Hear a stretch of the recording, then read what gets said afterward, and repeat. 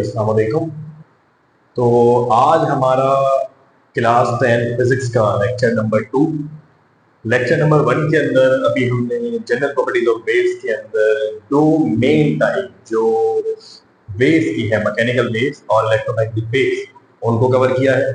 और अब हम वेव्स के टॉपिक को आगे लेकर चल रहे हैं। General properties of waves class 10 physics का पहला चैप्टर है और इसकी हमारी सीरीज का लेक्चर 2 है। इस चैप्टर कल हमने बेसिकली स्टडी किया था कि मैकेनिकल वेव्स क्या होती हैं और इलेक्ट्रोमैग्नेटिक वेव्स क्या होती हैं। वो लेक्चर अवेलेबल है, वो आप जाके देख सकते हैं। इसी का लेक्चर 01 होगा।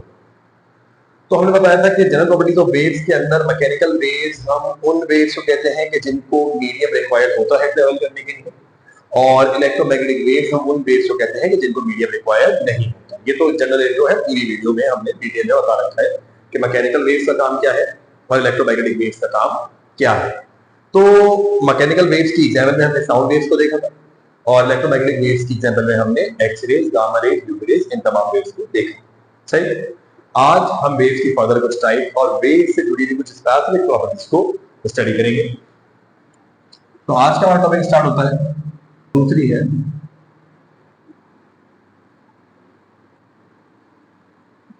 ट्रांसवर्स। पहली लॉन्गिट्यूडनल वेव और दूसरी ट्रांसवर्स। लॉन्गिट्यूडनल वेव से शुरुआत करते हैं। तो लॉन्गिट्यूडनल वेव्स कौन सी होती है हमारे पास?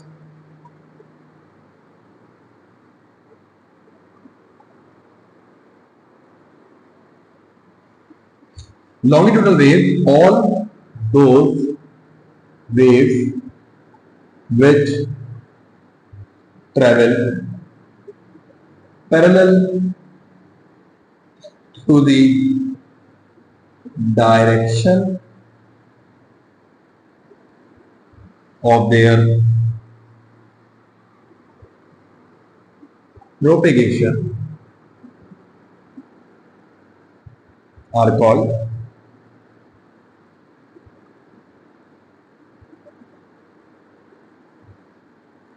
Longitudinal wave. वो तमाम वेव जो कि अपनी जिस डायरेक्शन में प्रोड्यूस हो रही हो, अगर उससे पैरेलल ट्रेवल करें तो वो तमाम वेव लॉन्गिट्यूडनल वेव्स कहलाती हैं। व्हिच मीन दैट जिस भी डायरेक्शन में वो प्रोड्यूस हो रही है उससे पैरेलल ट्रेवल करें। फॉर एग्जांपल एक स्पीकर आप लगा दीजिए और उस स्पीकर से साउंड वेव्स रिलीज हो रही हो, तो ये साउंड वेव उसी डायरेक्शन के अंदर जाएगी जिस डायरेक्शन के अंदर प्रोड्यूस हो रही है। व्हिच मीन कि अगर इसकी डायरेक्शन इस तरफ है तो साउंड वेव थी इसी के, या किसी भी किस्म की वेव जो कि जिस डायरेक्शन में प्रोड्यूस हो रही है और उस डायरेक्शन में ट्रेवल कर रही हो, खुसूसन साउंड वेव इसलिए बोलते हैं कि साउंड वेव जिस डायरेक्शन में प्रोड्यूस होती है वो उसी डायरेक्शन में ट्रेवल करती है। तो इसलिए हमने बोल दिया कि वो हमारे पास क्या है, लॉन्गिट्यूडनल वेव। क्योंकि लॉन्गिट्यूडनल वेव कौन सी वेव होती है? जो उसी डायरेक्शन में ट्रेवल करे जिस डायरेक्शन में प्रोड्यूस हुई है। तो जिस डायरेक्शन में ट्रेवल करें उसी डायरेक्शन में ट्रेवल करें जिससे प्रोड्यूस हुई है, तो वो कहलाती है लॉन्गिट्यूडनल वेव। तो एग्जांपल है लॉन्गिट्यूडनल वेव की, आसान सा टॉपिक है, समझ में आ जाएगा। Sound waves. तो साउंड वेव क्या है? लॉन्गिट्यूडनल वेव भी उसी डायरेक्शन में ट्रेवल करता है जिस डायरेक्शन के अंदर प्रोड्यूस होता है। लॉन्गिट्यूडनल वेव के साथ दो और टर्मिनोलॉजी जोड़ रखी है, which are compression and rarefaction. पहले कंप्रेशन को समझे। कंप्रेशन क्या होता है? कंप्रेशन एक पॉइंट है वेव के अंदर, a point when wave come close to each other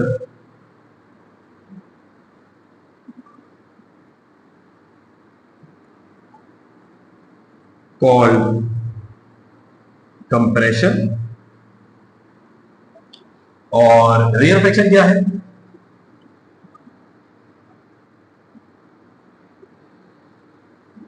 rarefaction है अ पॉइंट when waves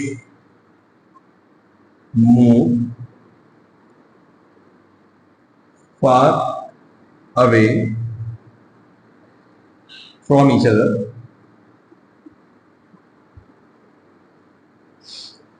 तो होता क्या है, जरा याद है, हमारे पास जब भी साउंड वेव ट्रेवल करती है, मान लो हमारे पास एक साउंड वेव जा रही है, तो ये साउंड वेव तो है तो हमें समझ में आता है जिस डायरेक्शन प्रोड्यूस हुई उसी डायरेक्शन में आगे तरफ बढ़ने लगी। लेकिन अगर इस साउंड वेव के अंदर ऐसा कुछ,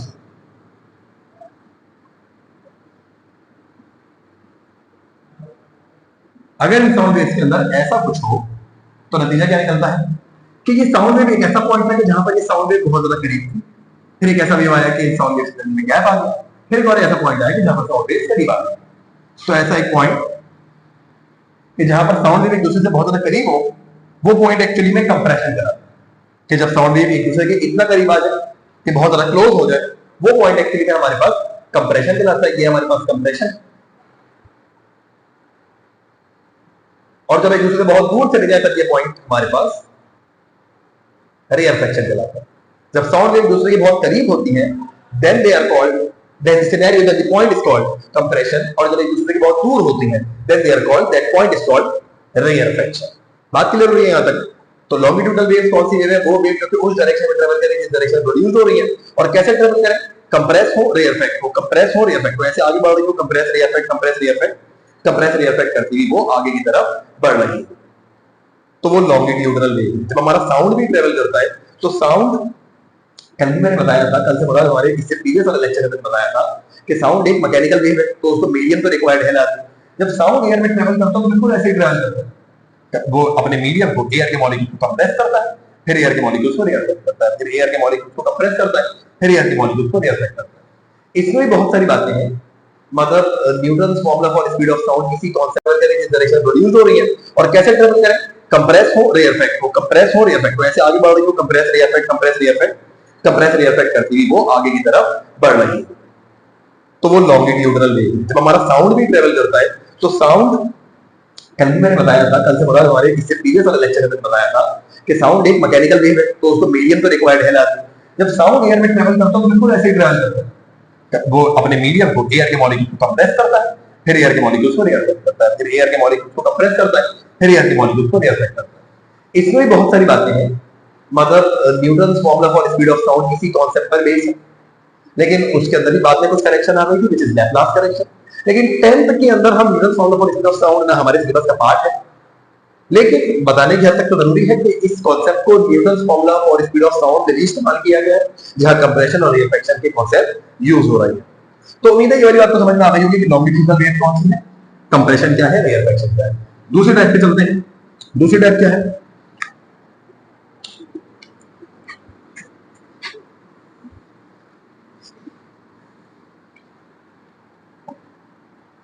दूसरी टाइप है ट्रांसवर्स वेव।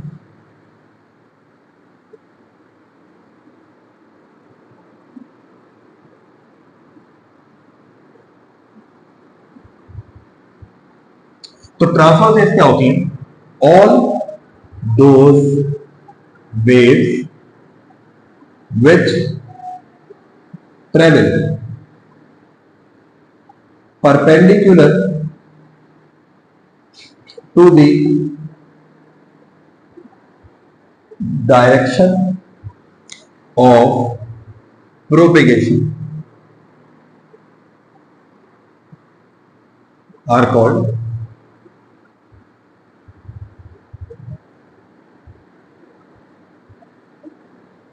ट्रांसवर्स। वो तमाम वेव जो कि परपेंडिकुलरली ट्रेवल करें उस डायरेक्शन के जिसकी वो प्रोड्यूस हो रही है, ऐसी सारी वेव ट्रांसवर्स वेव कहलाती है। फॉर एग्जांपल एक गिटार कंसीडर करें आप। एक गिटार, मान लें गिटार है और हमने, या गिटार भी ना समझे तो मान लें कि हमारे पास दो एंड है और उन दो एंड से हमने एक स्प्रिंग को इस तरीके से बांधा है।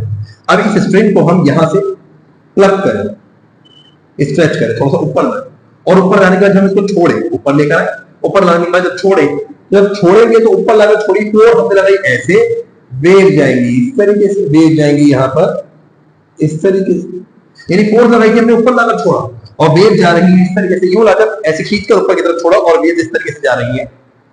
तो जिस डायरेक्शन में हमने फोर्स लगाई थी उसके परपेंडिकुलरली वेव जनरेट। तो ऐसी तमाम वेव जो कि जिस डायरेक्शन में प्रोड्यूस हो रही हो उसके परपेंडिकुलरली मूव करें। प्रोड्यूस हुई थी इस डायरेक्शन लेकिन मूव करी परपेंडिकुलर, तो फिर ऐसी वेव्स कहलाती है ट्रांसवर्स। ये मान लें कि आप किसी ऐसी जगह पर मौजूद हो कि जहां पर कुछ पानी हो, एक तालाब सा हो, उसके अंदर आप कोई चीज फेंकिए, मान लीजिए एक पत्थर फेंकिए, वो पानी के अंदर पत्थर जाएगा, जिस डायरेक्शन के अंदर वो पत्थर जा रहा होगा वेव जो बनेगी वो उसके परपेंडिकुलरली बनेगी। कि मान लीजिए कि पत्थर इस तरीके से पानी के अंदर गया, ये पानी था, और जो वेव बनी वो इस तरीके से यहाँ की तरफ बनी। जिस डायरेक्शन में वेव प्रोड्यूस हुई अगर उसके परपेंडिकुलरली मूव करे, such kind of waves are called transverse। जैसे हमने बोला था लॉन्गिट्यूडनल वेव में हमारे पास कंप्रेशन लेयर सेक्शन होता है, वैसे ही ट्रांसवर्स वेव में हमारे पास क्रस्ट और ट्रफ होता है। इस तरीके से कैसे करते हैं कि एक ट्रांसवर्स वेव है, क्योंकि ये बनती है इस तरीके से, हम ऊपर नीचे मूव करते हैं, तो ये ऐसे हमारे पास एक ट्रांसवर्स वेव बनी। इस ट्रांसवर्स वेव में जो टॉप मोस्ट पॉइंट होता है इट इज कॉल्ड क्रस्ट। जो टॉप मोस्ट पॉइंट होता है एक ट्रांसवर्स वेव का वो कहलाता है क्रस्ट, और जो बॉटम मोस्ट पॉइंट होता है एक ट्रांसवर्स वेव का वो कहलाता है ट्रफ। जो टॉप मोस्ट पॉइंट होता है वो कहलाता है क्रस्ट, और जो बॉटम मोस्ट पॉइंट होता है ट्रफ। ये जो क्रस्ट और ट्रफ है इनका ताल्लुक सिर्फ ट्रांसवर्स वेव के साथ है। लॉन्गिट्यूडनल वेव में कभी भी क्रस्ट और ट्रफ नहीं होता, और कंप्रेशन लेयर सेक्शन कभी ट्रांसवर्स वेव में नहीं होता। कंप्रेशन लेयर सेक्शन का ताल्लुक सिर्फ लॉन्गिट्यूडनल वेव के साथ है, और यहां इसका ताल्लुक सिर्फ ट्रांसवर्स वेव से। सही। तो ये दो तरीके की वेव हमारे पास, एक लॉन्गिट्यूड जो कि पैरेलल ट्रैवल करती है उस डायरेक्शन में जिसका प्रोड्यूस हुई है, और एक ट्रांसफॉर्म जो कि उसके परपेंडिकुलरली ट्रैवल करेगी जिस डायरेक्शन के अंदर वो प्रोड्यूस हुई है। तो उम्मीद है कि यहां तक की बात जो है वो आपको समझ में आ गई है।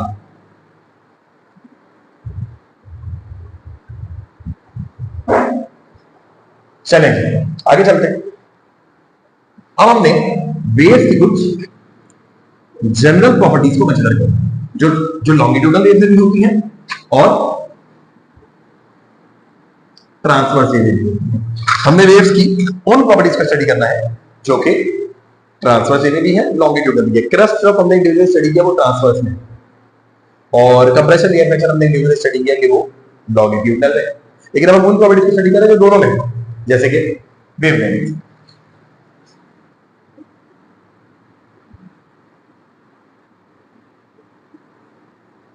The distance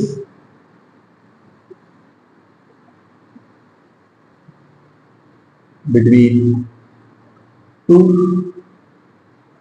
consecutive crust or trough is called wavelength.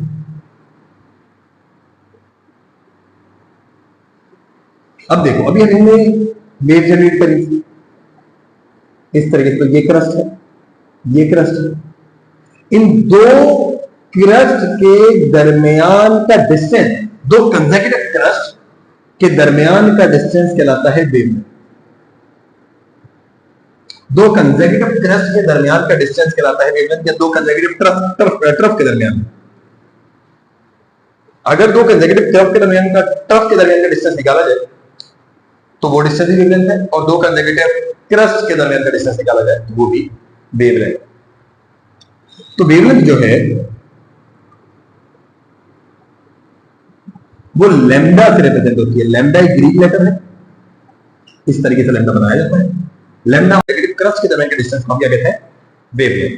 उम्मीद है कि बात आपको समझ में आई होगी। अब देखिए, जो वेव ट्रैवल करती है ना, ये वेव एक वाइब्रेटरी मोशन की सूरत में ट्रैवल करती है। ये देखें, ये यहां से लेकर यहां तक एक वाइब्रेशन, फिर यहां से लेकर यहां तक की अगली वाइब्रेशन। वेव कैसे ट्रैवल कर रही है? वाइब्रेशन की सूरत में। ये एक वाइब्रेशन है, फॉरवर्ड बैकवर्ड मोशन, एक फॉरवर्ड बैकवर्ड मोशन, एक वाइब्रेशन, फिर एक और फॉरवर्ड, एक और बैकवर्ड मोशन, फिर एक और वाइब्रेशन। वेव जो है वो वाइब्रेटरी मोशन की सूरत में ट्रैवल करती है। तो ये जो वेव जब भी ट्रैवल करती है तो हम बोलेंगे कि एक वाइब्रेशन कह रहे हैं, आप इसे, या इसे एक वेव कह रहे हैं, हम बोलेंगे एक वाइब्रेशन। तो सवाल यह है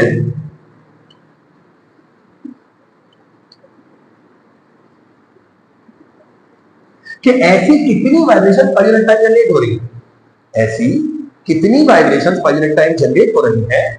ये कॉन्सेप्ट वेव्स के अंदर फ्रीक्वेंसी कहलाता है। ऐसी, ये एक वाइब्रेशन या एक वेव बोले या एक वाइब्रेशन बोले, आपकी मर्जी। तो एक ऐसी वेव जनरेट, मतलब पर यूनिट टाइम, पर मिनट, पर आवर, पर 5 मिनट, पर 10 मिनट, ऐसी कितनी वेव जनरेट हो रही है, सच कॉन्सेप्ट इज कॉल्ड फ्रीक्वेंसी। तो इसको हम कहते हैं नंबर ऑफ वेव्स या नंबर ऑफ और vibrations produced per unit time। ऐसी कितनी vibrations per unit time generate हुई, ये चीज क्या आती है, फ्रीक्वेंसी। इसमें फ्रीक्वेंसी का फॉर्मूला बनता है हमारे पास F is equal to N upon T. N upon T, N क्या है, नंबर ऑफ वाइब्रेशंस, कितनी वेव्स बनी, टी कितने टाइम में, समझ में आ रही है। ये टी एक्चुअली यहाँ पर टाइम पीरियड है। अगर आपको वेवलेंथ समझ में आ रही है तो मैं वेवलेंथ वाला पार्ट इरेज करूंगा।